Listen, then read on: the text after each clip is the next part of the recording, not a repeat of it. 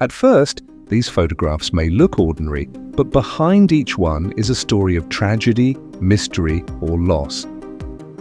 As you watch, you'll see how a single image can hide more than it shows. And by the final picture, you may find yourself looking at every photograph a little differently. A sepia-toned photograph shows a young child seated upright, dressed in fine clothing, eyes gently closed as if in peaceful rest. At first glance, it might be mistaken for a simple Victorian portrait, capturing a moment of innocence in an era long past. In Victorian England, life expectancy was painfully short. Disease was common and medical care was limited to the wealthy. Photography, still a rare and costly luxury, was often out of reach for working families. Many went through life without ever having their likeness preserved. When a child died, grieving parents sometimes arranged for a final portrait, their first and only. The body would be dressed in its best clothes, carefully posed to appear lifelike and photographed as though the child was simply sleeping. These images, now haunting to modern eyes, were treasured at the time as tangible memories of a life cut short. They stand as a reminder of both the fragility of childhood in the 19th century and the desperate ways families sought to hold on to those they loved, even after death had come.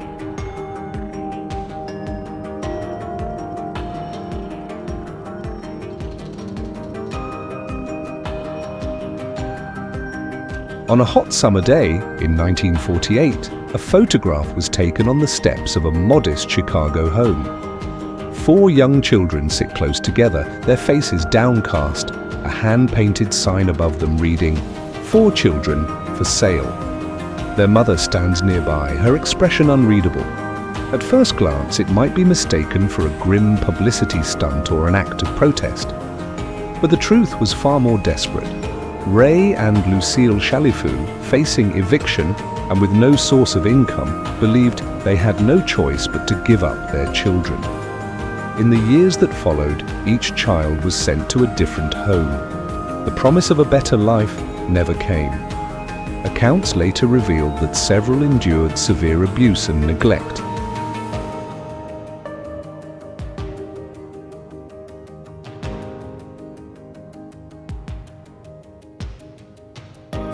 In 1937, a Russian photographer named Victor Buller captured a striking scene in Leningrad.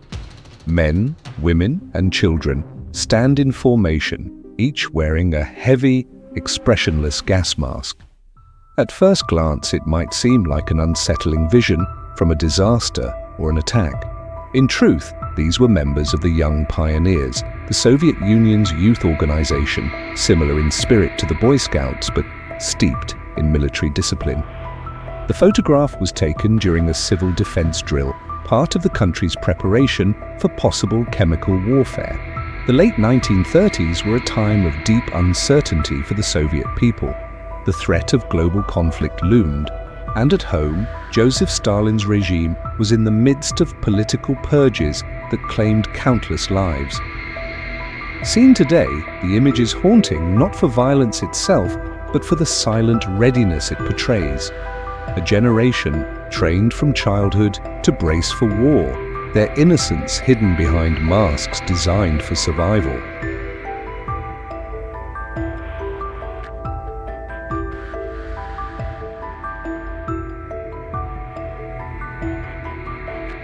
A young girl sits quietly in a hospital room, her thin frame lost in loose clothing, dark hair falling unevenly around her face.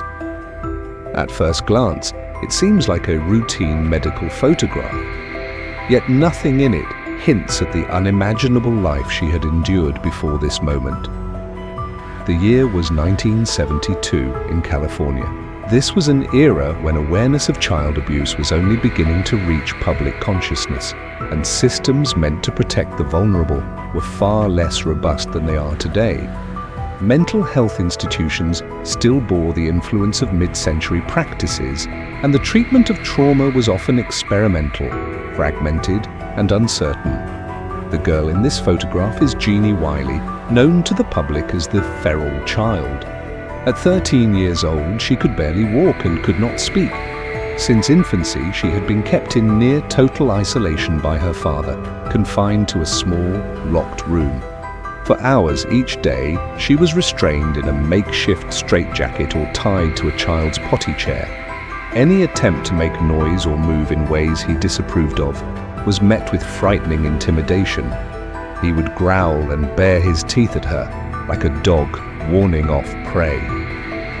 Though her rescue brought her into the care of doctors and social workers, her life did not find the safety one might hope for. Shuffled through a series of institutions and foster homes, she experienced further mistreatment and neglect. Eventually, she vanished from public view. Her exact whereabouts remain unknown, and her story stands as one of the most haunting reminders of how a person can be both discovered and lost in the same lifetime.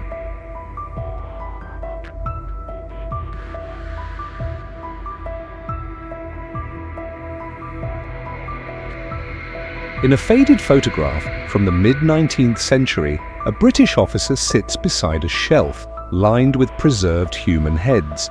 Their faces are darkened, their expressions frozen, some calm, others grim. At first glance, they might seem like lifelike sculptures, part of an anthropological display, but these are mokomokai, sacred to the Maori of New Zealand, created to honor chiefs and preserve ancestral memory through careful preparation. When British forces arrived in the 1840s, that meaning was lost. Some officers began collecting the heads as curiosities.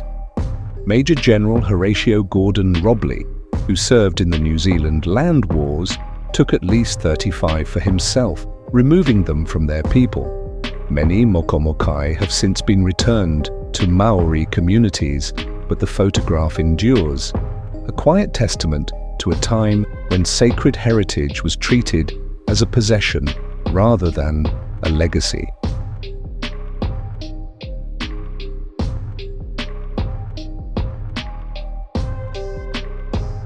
In a black and white photograph from the 1920s, young women sit at long factory tables, paintbrushes poised over small watch dials. Their faces are intent, the room bright with electric light. To a casual observer, it might seem like an image of steady, honest work in America's growing industrial age. These were the dial painters of the United States, applying luminous paint made with radium to make watch faces glow in the dark. The practice was considered safe at the time, and the women were even encouraged to use a technique called lip pointing, shaping the brush between their lips for precision. What they didn't know was that each stroke brought deadly radiation into their bodies. Many began to suffer strange and devastating symptoms, collapsing spines, crumbling jaws, and cancers that spread relentlessly. The tragedy became one of the most infamous workplace safety scandals in American history. Known as the Radium Girls, their suffering eventually forced changes in labor laws and industrial safety standards.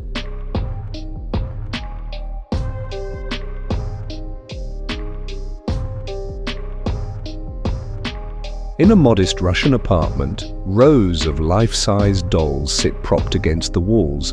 Their faces are pale and painted, their glass eyes fixed in a vacant stare. Dressed in lace and ribbons, they appear at first like the treasured collection of an eccentric enthusiast. The setting is Nizhny Novgorod in the late 20th century, a city known for its layered history and quiet streets. Here lived Anatoly Moskvin, a respected historian and cemetery expert. To neighbors, he was unusual but harmless, often seen wandering graveyards with notebooks in hand. The truth emerged in 2011 when police investigating a series of grave desecrations entered his home. The dolls were not toys at all, but the mummified remains of 26 girls, exhumed and preserved over years. Moskvin had dressed them, placed wigs and masks over their faces, and kept them as constant companions. In photographs, the figures appear still and lifeless, yet carry the weight of stolen childhoods. What was once mistaken for a strange but innocent collection revealed one of the most unsettling crimes in modern Russian history, a reminder that some horrors hide quietly in plain sight.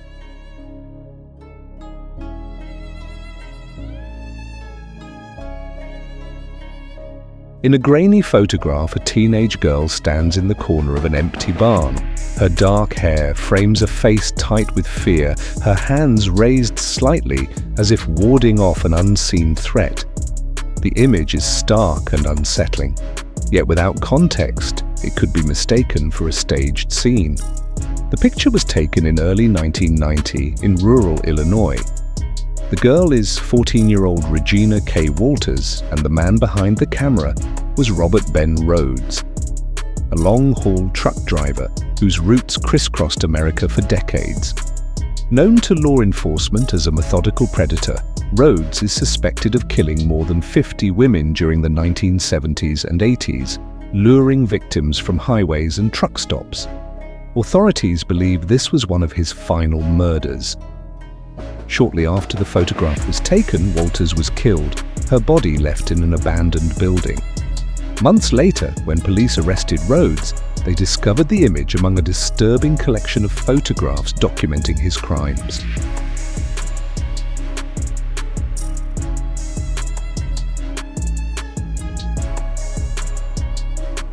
In this photograph from rural Germany, a young woman smiles shyly at the camera.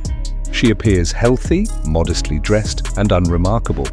The image of an ordinary life in the late 1960s. Her name was Anneliese Michel, a devout Catholic and diligent student. But as she entered her late teens, she began experiencing blackouts, violent convulsions, and frightening hallucinations.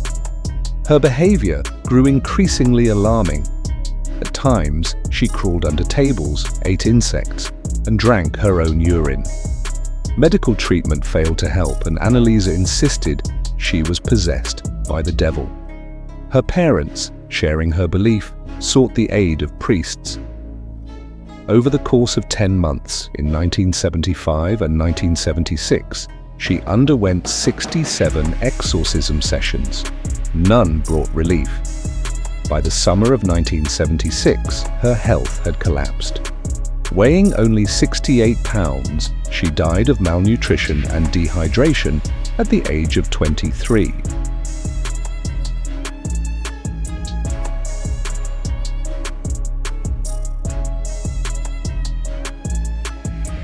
The year was 1957, and the man who lived here was Ed Gein, a reclusive figure in the small town of Plainfield.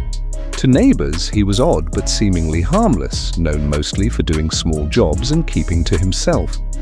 Rural life in that era often masked eccentricity, and Gein blended into the background of his community.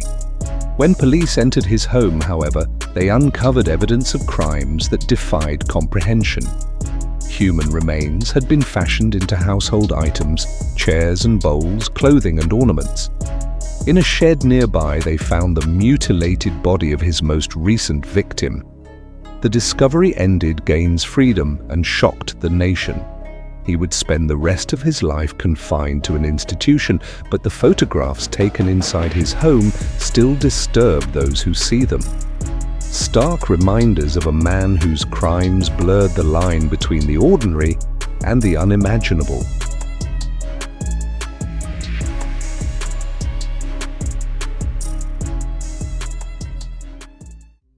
In a dim basement at Stanford University in August 1971, young men played the roles of guards and prisoners in a psychological study led by Professor Philip Zimbardo. At first, it looked like an elaborate classroom exercise, a harmless simulation of prison life.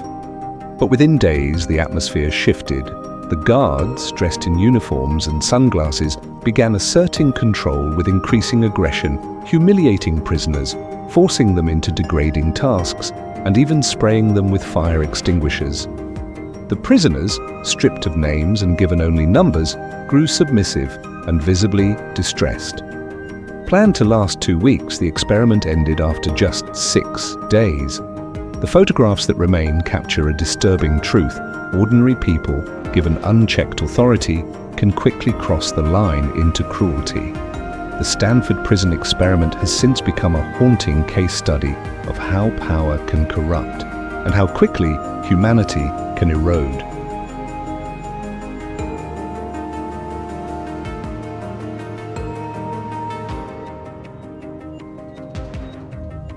Inside the Ukrainian National Chernobyl Museum, a preserved piglet rests behind glass.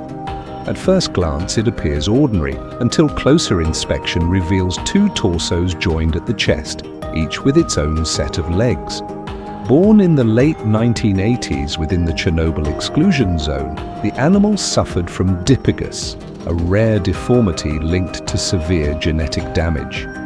It stands as a haunting relic of the April 26, 1986, nuclear disaster in Pripyat, Ukraine, a catastrophe whose effects reached far beyond human victims, altering the lives and bodies of the region's wildlife for generations.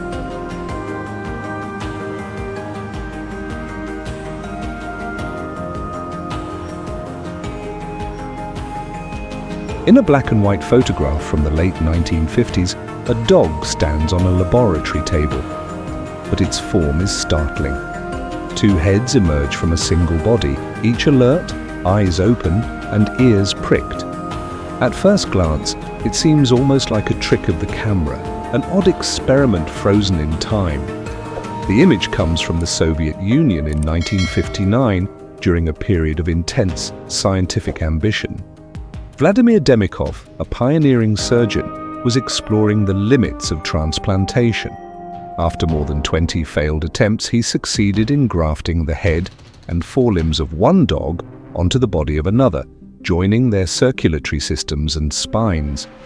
Both heads could see, hear, and swallow, moving independently as if unaware of their shared body. But the techniques were crude, and the creature survived only 4 days before succumbing.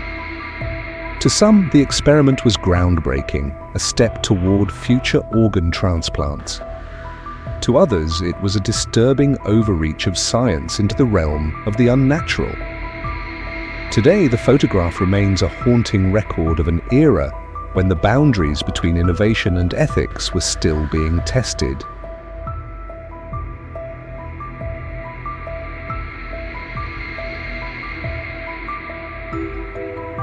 In a black and white photograph from May 1960, a young man stands smiling among companions in Papua New Guinea. His expression is relaxed, his posture confident, the look of someone embarking on an adventure far from home. Few could guess the shadow this journey would cast. The man is Michael Rockefeller, son of New York governor and future US Vice President Nelson Rockefeller. Educated, wealthy, and curious about the world, he traveled to remote regions to study and collect indigenous art, drawn to cultures far removed from his own. In 1961, during a return expedition, Rockefeller's boat capsized off the coast of Papua New Guinea. After hours adrift, he attempted to swim to shore. He was never seen again. Local accounts suggest he reached land inhabited by the Asmat people, a group then engaged in long-standing cycles of tribal warfare and ritual cannibalism. Many believe he was killed and consumed, though no definitive evidence has ever been found. The mystery endures more than 60 years later. The photograph now feels haunting, a frozen moment before a vanishing that would become one of the most enduring and unsettling disappearance stories of the 20th century.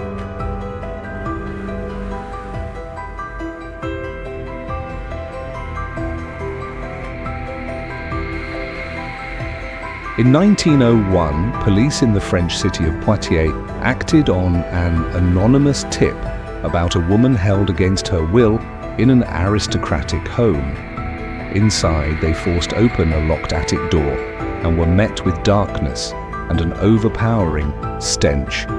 On a straw mattress lay a skeletal, middle-aged woman, barely alive. The floor was littered with rotting food and insects. The air was so foul that officers could hardly remain inside. She weighed just 55 pounds and had been confined in that same room for 25 years. Her name was Blanche Monnier, once known in society for her beauty and charm. The most shocking detail came next. Her captor was her own mother, a respected figure in the community.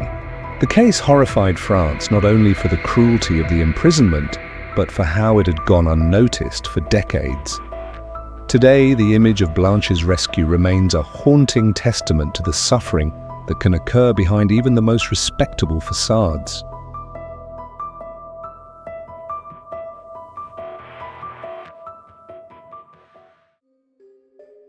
On a cold day in 1908, a crowd gathered along the Harvard Bridge in Boston.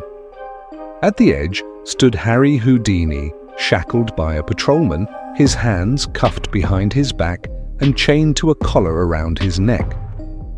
From a distance, it looked like a daring stunt, the kind of spectacle the famed magician was known for.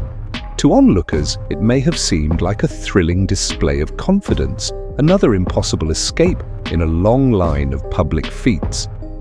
The setting was the Charles River, its waters dark and frigid. An estimated 20,000 people, including the mayors of Boston and Cambridge, had assembled to witness the moment. At the signal from a towboat, Houdini plunged into the river, disappearing beneath the surface. For 40 long seconds, the crowd held its breath. When he finally emerged, he held the shackles high in his hands, triumphant. Newspapers praised the feat. The photograph of this moment captures more than a stunt. It shows the razor-thin line between spectacle and catastrophe.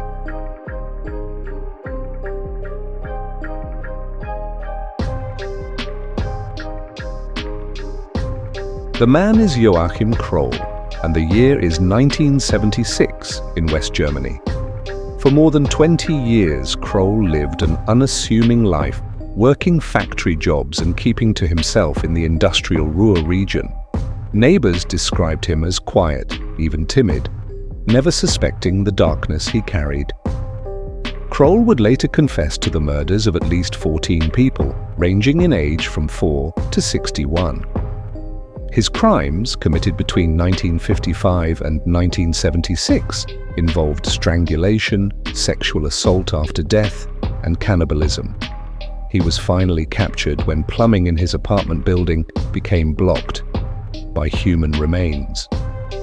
The image of Kroll calmly reenacting his actions is chilling in its ordinariness. It is a reminder that some of history's most disturbing figures do not appear monstrous at a glance, yet leave a trail of devastation hidden behind closed doors.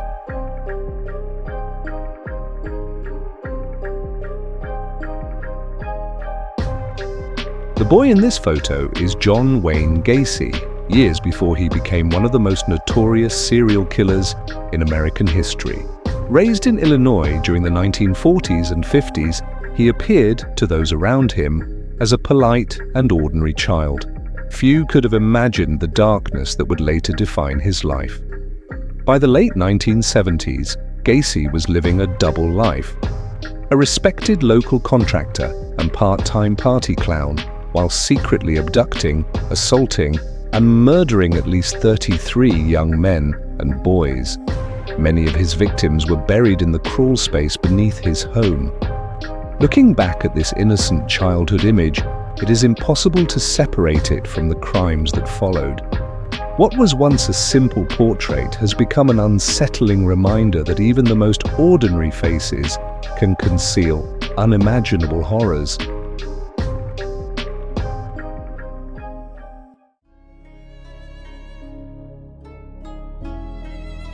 In a quiet Chicago apartment in December 1945, a message was scrawled across the wall in lipstick.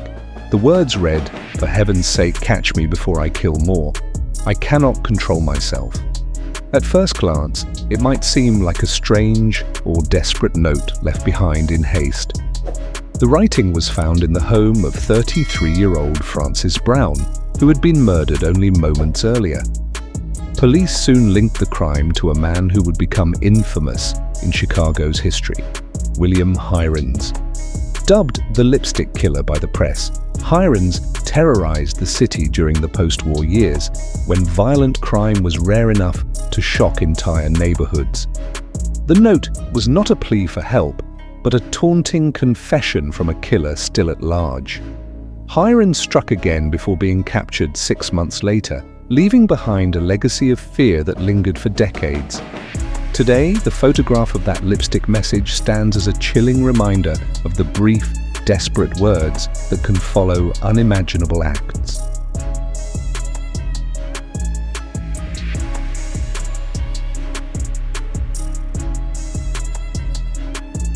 In the early hours of New Year's Day 2011, Filipino politician Reynaldo Dagsa stood in the street of Caloocan, capturing a family photograph. Smiles and festive clothing marked the start of a new year, the street lit softly by nearby lamps. At first glance, it seems like a simple holiday snapshot, a moment of joy preserved on camera. But in the background, just over his family's shoulders, a man can be seen raising a handgun. Moments after the shutter clicked, Dagsa was fatally shot. The man in the frame was his killer, later identified as Arnel Buenaflor.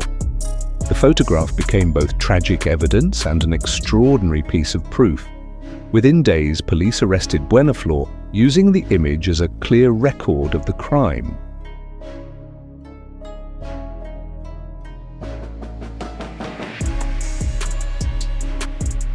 The photograph was taken in Armero, Colombia, in November 1985, just days after the Nevado del Ruiz volcano erupted. The heat from the blast melted vast sheets of ice, sending a wall of mud and debris racing toward the village. Thousands were buried in moments. Among them was 13-year-old Omayra Sanchez, pinned beneath the wreckage of her own home. For nearly 3 days, rescuers struggled to free her, battling rising waters and unstable debris. She remained composed, speaking softly with those around her, even as her strength faded.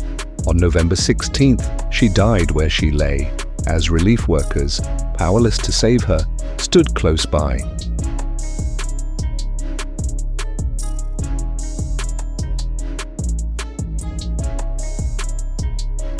A black and white photograph shows an open casket, the remains inside almost unrecognizable. At first, it appears to be a solemn state funeral, honoring a fallen hero. The year was 1967, at the height of the space race. Soviet cosmonaut Vladimir Komarov was chosen to pilot Soyuz 1, despite engineers' warning of serious flaws in the craft. He accepted the mission, knowing that refusal would place his friend Yuri Gagarin in danger instead. On April 23rd, during re-entry, the capsule's parachute system failed. Komarov became the first human to die in spaceflight. He had requested an open casket funeral, forcing his superiors to confront the outcome of their decisions. The image endures as a haunting reminder of the sacrifices made in pursuit of progress, and of the tragic cost one man bore in silence.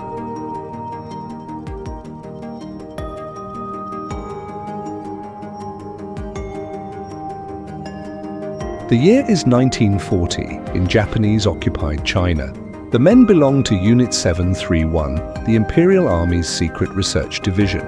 Officially presented as a center for disease prevention, it was in truth a vast complex devoted to biological and chemical warfare. Behind its gates, doctors and scientists conducted experiments on living prisoners, most of them Chinese civilians. Victims were deliberately exposed to deadly pathogens, subjected to frostbite, and in some cases dissected while still conscious. Others were used to test new weapons, their suffering recorded in meticulous detail. The photograph captures only a moment, but it represents years of hidden atrocities. Few images of Unit 731 survive, and each serves as a reminder of the scale of human cruelty carried out under the guise of science. Long after the war, the memory of these experiments stands as one of history's darkest warnings about what can happen when morality is abandoned in pursuit of power.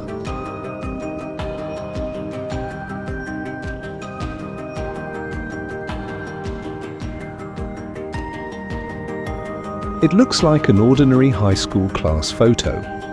Rows of teenagers in casual clothing, smiling or looking bored, as students often do when gathered for a group picture. At first glance, nothing seems unusual.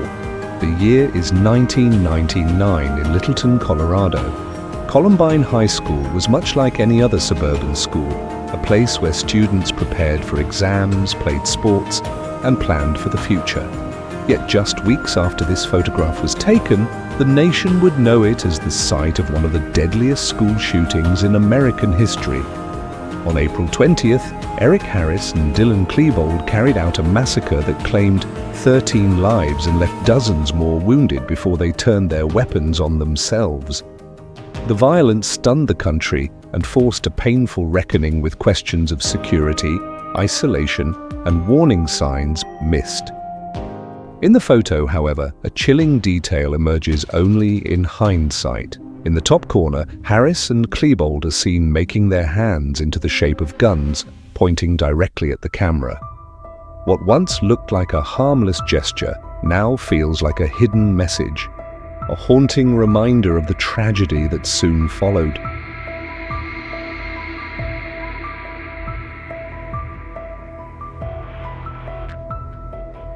In the photograph, a smiling man sits surrounded by his followers. Children play nearby while adults appear relaxed, sharing food and conversation beneath the warm Guyanese sun.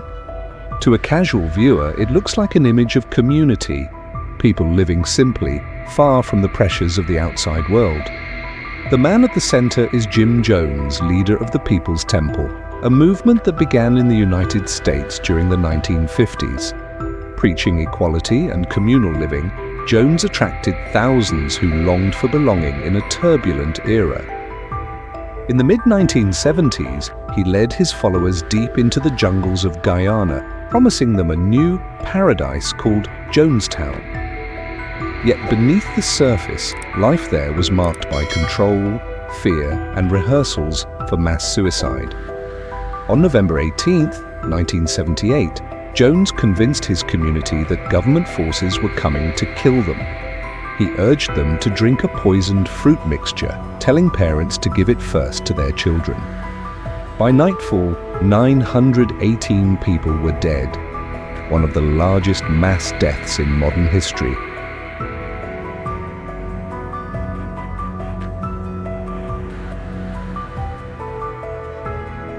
In a faded black and white photograph, a group of aging veterans stands proudly together at a reunion. Among the rows of men in uniform is one woman. She is Lucy Higgs Nichols, the only female figure in the image, circled to ensure she is not overlooked. At first glance, she might appear to be a family member or guest invited to join the gathering. Yet Lucy's place among these soldiers was earned through hardship and devotion. Born into slavery in Tennessee, she escaped during the Civil War and reached the 23rd Indiana Infantry Regiment. There, she became a nurse, tending to the wounded through the long years of conflict. After the war, she settled in Indiana, continuing to work alongside the very men she had once cared for on the battlefield. When the Army Nurses Pension Act was passed in 1892, Lucy applied, but officials claimed no record of her service. It was only through the testimony of 55 veterans of the 23rd that her contributions were finally recognized, and she was granted a pension. Lucy Higgs Nichols died in 1915, remembered not as an outsider, but as one of the regiment's own.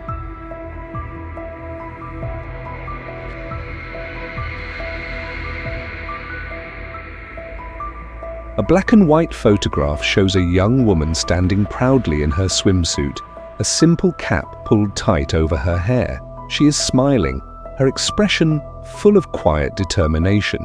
To most, it looks like an ordinary portrait of a swimmer preparing for the water. The year is 1926, and women in sport were still fighting for recognition.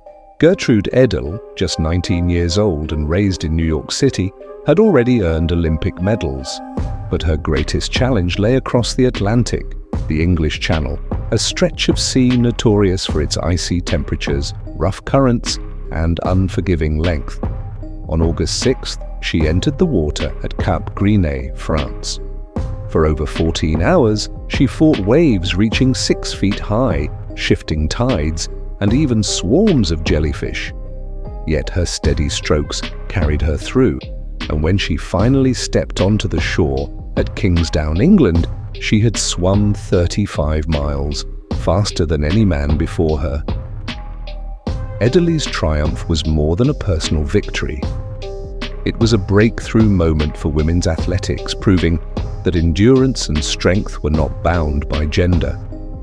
Her channel crossing remains one of the defining feats of the early 20th century.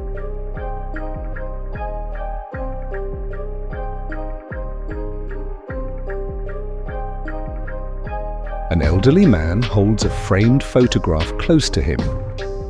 Inside the frame, a surgeon sits slumped in fatigue, watching over a patient, while an assistant sleeps in the corner. At first glance, it looks like a tribute to medical dedication. The man is Tadeusz Zytkiewicz, the first recipient of a successful heart transplant in Poland. The photo he holds captures the moment in 1987 when Dr. Zbigniew Religa led a 23-hour operation that tested the limits of medicine. While his team collapsed from exhaustion, Religa remained alert, monitoring every heartbeat of his patient. The surgery succeeded, and Zytkiewicz lived decades longer than expected. Taken by American photographer James Stanfield, the image was later named National Geographic's Best Photo of 1987. It endures as a powerful symbol of sacrifice, perseverance, and the extraordinary determination to preserve life against the odds.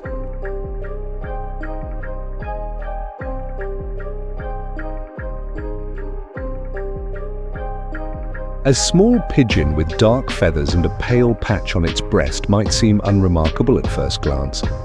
Yet this bird, named Cher Ami, became one of the unlikely heroes of the First World War.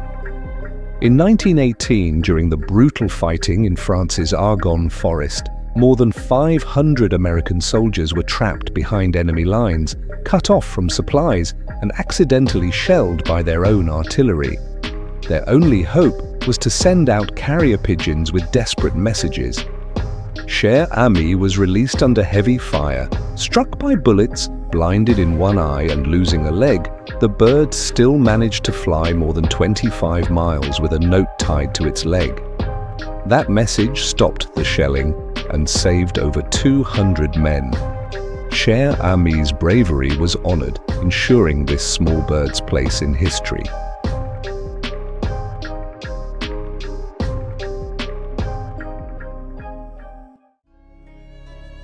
At first glance, the photograph might seem like a group of students caught in a cruel prank. But the reality was far more grave. It was May 28, 1963. The three, John Salter, Joan Trumpauer, and Anne Moody, were civil rights activists from Tougaloo College, a historically black institution deeply involved in the struggle for equality. They had taken seats at a segregated Woolworths lunch counter where only white customers were permitted. The crowd's response was immediate and vicious. For hours, the protesters endured humiliation and abuse, yet they did not strike back. Their quiet defiance became one of the most striking images of the civil rights movement. This moment, frozen in time, is more than an act of protest. It is a portrait of extraordinary courage, a reminder of the cost and dignity of standing against injustice.